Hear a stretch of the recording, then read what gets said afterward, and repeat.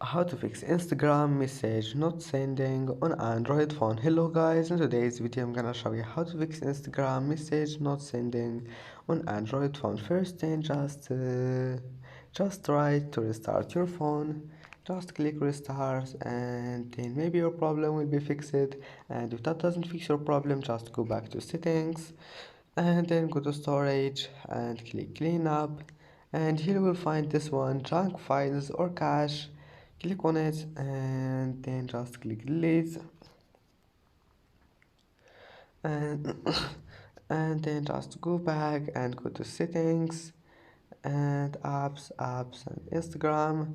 Now just go to storage and go to permissions and just enable all of those here, and then go back to data usage, and just maybe we'll find this one here like that. Just enable it uh, and then go back and click force stop, and now just try again, and then your problem must be fixed. And that's it for today's video.